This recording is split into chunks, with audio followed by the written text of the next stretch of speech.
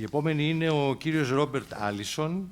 Είναι επίτιμος καθηγητής της θρησκείας και κλασικών μεσαιωνικών σπουδών από το Κολέγιο Bates των Ηνωμένων Πολιτειών, ο οποίος δεν μπορεί να παρευρίσκεται, είναι στην Αμερική.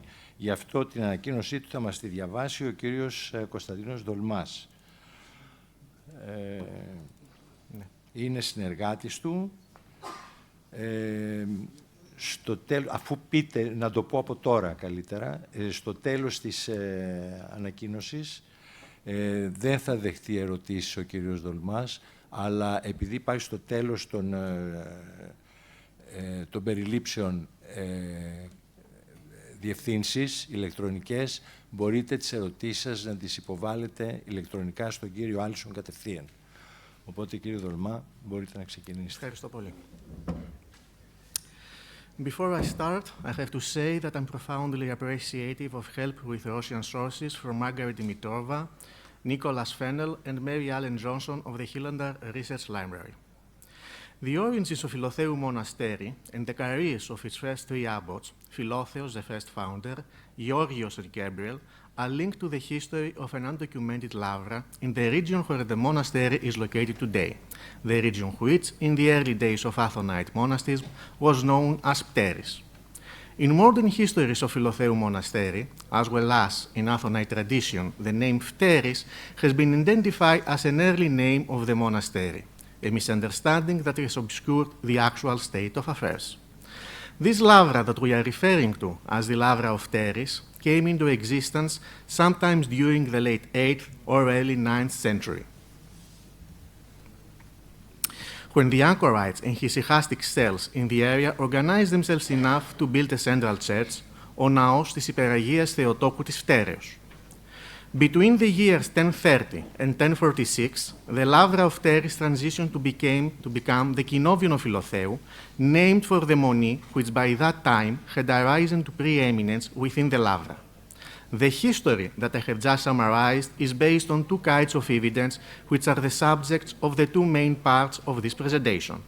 First, evidence pertaining to the Old Catholicon of Philotheou, that is, the above-mentioned church of the All Holy Theotokos of Phteris, and second, documentary evidence. The Ukrainian pilgrim, Vasily Grigorovich Barsky, saw the old Philotheite Catholicon in 1744, just 2 years before it was raised to make way for today's traditional Athonite cruciform Catholicon. His written description and his detailed drawing of the Old Catholicon provide important evidence for the monastery origins. Barsky's drawing reveals that the Old Catholicon was a basilica-style church. The Simadron Tower, adjoining the church on the north corner of its front wall, is probably contemporary or nearly contemporary with the original church. At a later date, the original basilica was expanded by a large cent roof narthex attached to the west end of the church and constructed around the Simadron Tower. The 16th century wall painting of the monastery's three founders, described by Ioannis Komninos in his 7001 Proskynitarion, was located in this narthex where Barsky also saw it. Another later addition depicted in Barsky's drawing was the clock, whose housing was constructed atop the Simadron Tower and whose bell Barsky reports having heard. Barsky's 1744 description of the Old Catholicon reads as follows. The church there is covered not in tin, as in the other monasteries, but in stone slabs, as are the cells, and it does not have any dome, but is covered with a rounded arch or vault along its entire length, the exterior top of which is wood and also covered by stone. It was built in ancient times from its various foundations in materials other than stone, and was known from the depth of time, as legend has it, and as can be seen from its dilapidated appearance, even in early Christian times, before monks lived there, and after the abandonment of the place, this church stood there empty even before the aforementioned three founders. It was supported on 4 round pillars overlaid with plain, undecorated pieces of marble. Cracks appeared in many places, so that the whole structure was about to collapse, but the poor monks had not the strength to build another. In length and in width, it is twice the size of the Church of the Holy Apostle, which is in Karakalu. but it's rectangular rather than cruciform. It has two narthexes constructed of two columns each. The outer narthex contains two entrances, the inner just one. And distinct from the narthexes is the outer porch, where a spring of exceedingly cold, clean water wells up from a spring. Over the narthex hangs a great clock, which chimes for all to hear. Immediately in front of the church is a stone walkway to the refectory. The date of construction of this basilica-style church is not documented. It is clear, however, that this church must predate the advent of the Kenobitic monasteries and the synchronous introduction on Mount Athos of the Studite, a Verzentine liturgical tradition. Beginning with the Catholicon built by St. Athanasius for the Great Lavra in 963, the Catholica of all the Kenobitic monasteries on Mount Athos were built in the crossing square style. The very few comparable basilica-style churches known to us on Mount Athos were associated with small foundations. There, as in Lavras, the commemorations of the saints would not have been observed on a daily basis, and the tradition of the longitudinal basilica-style churches of the old Lavras prevailed. Unlike these other Athonite basilicas, however, the Philotheou basilica was not modeled on the Protaton. These observations suggest that the first Catholicon of Philotheou was earlier than, or at the latest, roughly contemporary with, the original Protaton church, supporting our thesis that it predates the advent of the Kenobitic monasteries. It must therefore have been constructed none later than mid-10th century. This means that the church would have been at least 800 years old and possibly older when Barsky saw it in 1744 and observed that it was structurally in poor condition. Barsky, dependent on Athonite oral tradition, theorized it was constructed before the era of monasticism on Mount Athos, then restored in the early years of Athonite monasticism, second half of the 8th century to mid-9th century. A second possibility is that it was originally constructed in the early days of Athonite monasticism, again second half of the 8th century to mid-9th century. In either case, it would have been intended as a central church for the anchorites and hesychastic settlements in the region of Mount Athos called Phteris, the area where Philotheou is located today. In either case, the church could have been as much as 1,000 years old when Barsky saw it. And in either case, the anchorites and hesychastic settlements in Phteris must have organized themselves to a degree sufficient for building or rebuilding this basilica-style church. That decree of communal organization suggests that the anchorite populations of Phteris, originally organized only loosely, if at all, had transitioned well before the time of St. Athanasius into a more centrally organized community, which, by virtue of its central church, can appropriately be characterized as a Lavra, and which we have therefore referred to as the Lavra of Phteris. I characterized Phteris earlier as an undocumented Lavra. Documentation, of course, was not characteristic of the anchorite Kelia and his rasteria, and made up the early Athonite Lavras, nor of those Lavras themselves. As Papachrysanthou has emphasized, these early Athonite Lavras has essentially unorganized groups in which the individual units comprising the Lavra remained administratively independent. Attestations in documents appear only when these independent units begin to be absorbed by the early monasteries as metochia, or, in the case of a Lavra like Phteris, when they were compelled to address the pressures created by the land-hungry Genovia that were being established around them. In the earliest documentary attestations relating to Phteris and Philotheou, listed in this chart, the name Phteris occurs as a toponym applied in only two ways. First, as an epithet for the Theotokos by whose name the old Monή was sometime identified, Μονή της Υπεραγίας Θεοτόκου της Πτέρεως, and second, as an epithet for the third attested abbot of Philotheou, Gabriel of Phteris. In the first case, attested in the documents of 1013 and 1045-46, the name of the Monή is derived from the name of its church, which was dedicated to the all-holy Theotokos of Phteris. It is significant that the epithet of Phteris is never applied to Philotheou itself, nor to any particular cell, Ησυχαστήριον or Monή, mentioned in the surviving documents from this era. The individual monastic establishments attested above, including Philotheou, were located within the Aphrodite region of Phteris. They could not have been understood in those early years as identical with or coextensive with the region donated by the name Phteris. The use of this epithet for the Theotokos and for the church dedicated to her indicates that this church served and was central to all the anchorites and ascetical groups in this region of Phteris, and in Papachrysanthou terms, that these anchorite and ascetical groups were organized enough to have built and maintained it. In short, the name of this church provides important documentary testimony to the existence of an otherwise undocumented Athonite Lavra, which we are here referring to as the Lavra of Phteris.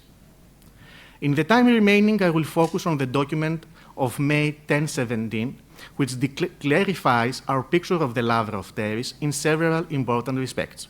First, this document was written toward the end of Georgios' igumenate of the Money of Philotheos. He is attested as its abbot in the years immediately before and after this document. Therefore, the Money of Gabriel of Phteris that is referred to in this document cannot be identified with Philotheou Monastery, since in the preceding and following years the abbot of Philotheou was Georgios. Rather, the Money of Gabriel was an independent entity whose territory later belonged to the Kinovion of Philotheou. This conclusion is confirmed because, as Papachrysanthou observed, the document specifies that the meros of the Money of Gabriel included the arsanas that still belongs to Philotheou today. In 1017, therefore, the two foundations were still independent of each other. Secondly, this document reveals how the institutions within Phteris were perceived by the Aiorites from outside the region who wrote this document. Specifically, these Aiorite monks treat the Money of Gabriel of Phteris as an independent entity, making no reference whatsoever to Philotheou or any other superior foundation. Third, the document of 1017 is revealing regarding the careers of the abbots Georgios and Gabriel, and in turn their careers are revealing about Philotheou. Sometime not long before 1013, Georgios, who had previously been abbot of this Money of Gabriel, relinquished his position there in order to become abbot of Philotheou. At that time, Gabriel succeeded him as abbot of this Money, which bore their names. By the year 1030, Gabriel had once again succeeded Georgios, this time to become abbot of Philotheou. What do the parallel careers of these two abbots reveal about Philotheou? The parallel moves demonstrate a pattern of upward mobility, indicating that Philotheou had become by this time a more important or more prestigious foundation, and that when it needed new leadership, it could draw experienced leaders from the larger foundations within Phteris. Philotheou must have acquired this preeminence within Phteris because of its association, topographically and administratively, within the Church of the All-Holy Theotokos of Phteris. This is why the documents of 1013 and 1045-46 name the monastery by reference to the church rather than by the name of its founder, Philotheos. In short, it was the church which initially possessed preeminence within Phteris. Thus, although the various foundations making up the Lavra of Phteris, as exemplified by the two Mones of Gabriel and Philotheos, were separate and independent entities, it is evident from these documents that Philotheou was gradually becoming the preeminent foundation within the Lavra of Phteris.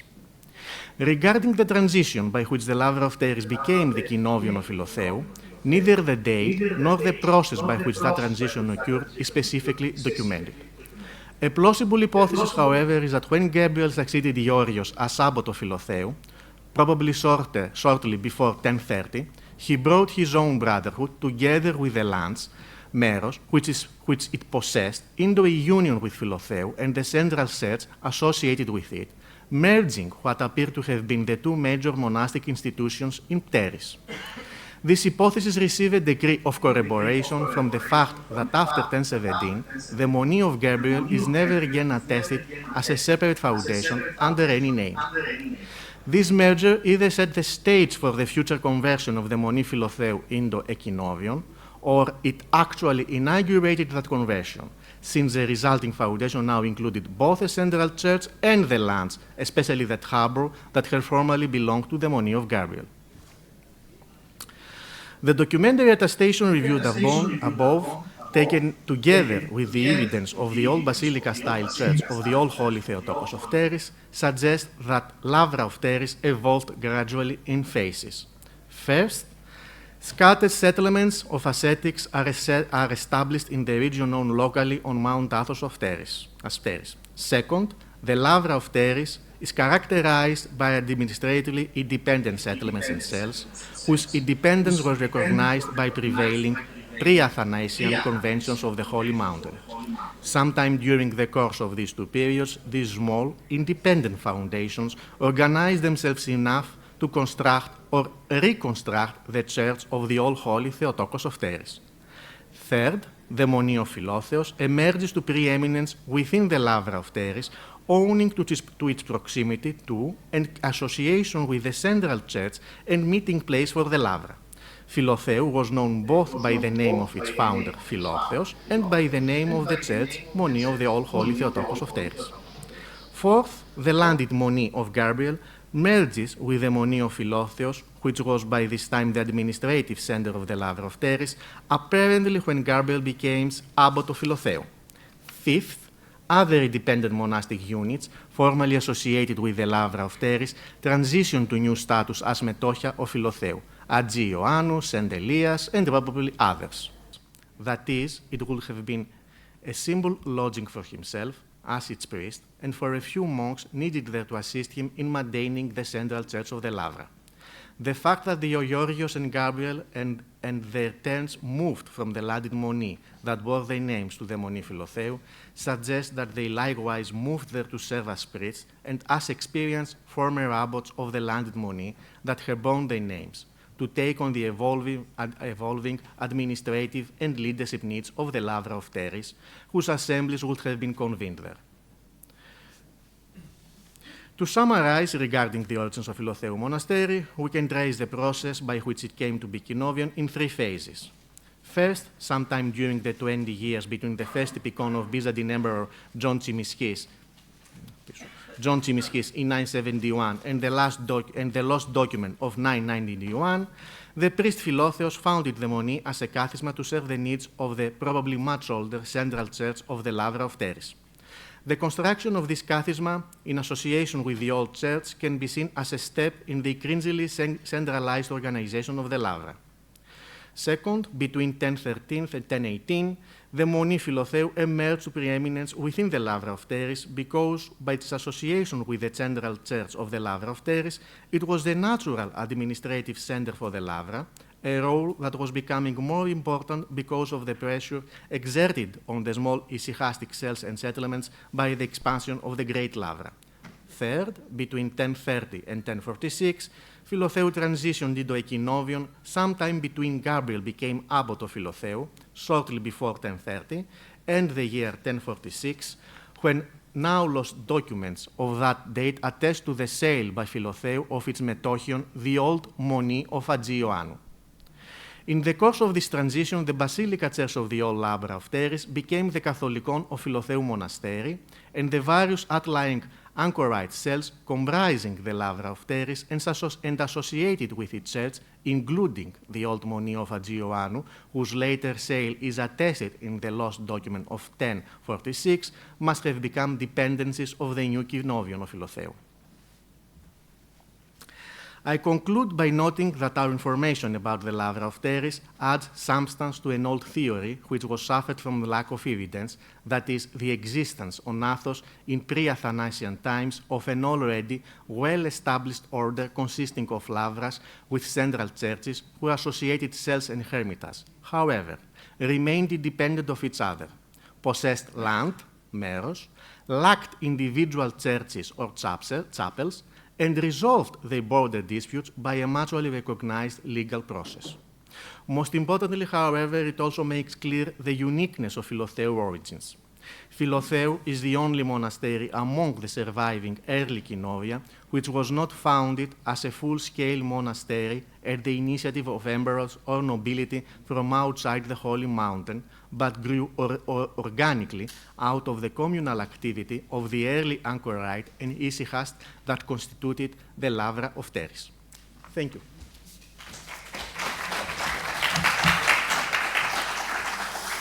Ευχαριστούμε πολύ και τον κύριο Άλισον και τον κύριο Δολμά για η περίληψη που υπάρχει στις περιλήψεις. Είναι αρκετά εντός εισαγωγικών λεπτομερής. Εγώ θα πρότεινα, κύριε Ντολμά, να μεταφέρουμε και στον κύριο Άλισον, αν θα μπορούσε το κείμενο που μας διαβάσατε να το βάλει να το αναρτήσει, ας πούμε. Οπότε θα μπορούσαν να γίνουν ενδεχομένως κάποιες ερωτήσεις από τους συνέδρους. Θα ήθελα και εγώ, ας πούμε, να ρωτήσω κάποια πράγματα για αυτή τη μεταβατική περίοδο σε ένα από τα μοναστήρια που δεν ξέρουν πολλά πράγματα, της Phteris. Το πρόγραμμα υπάρχει, υπάρχουν οι διευθύνσεις όλων των εισηγητών. Όποιος θέλει μπορεί να στείλει την ερώτηση στον κύριο Άλισον. Έτσι. Μπορείτε να απευθυνθείτε λοιπόν στον κύριο Άλισον από το πρόγραμμα που θα δείτε, με τις διευθύνσεις, και εγώ θα έλεγα να του ζητήσουμε να... Πότε όμως, δεν ξέρω. Λοιπόν, τώρα νομίζω έχουμε δεξίωση τώρα, έτσι. Ναι. Ωραία, ευχαριστούμε πολύ.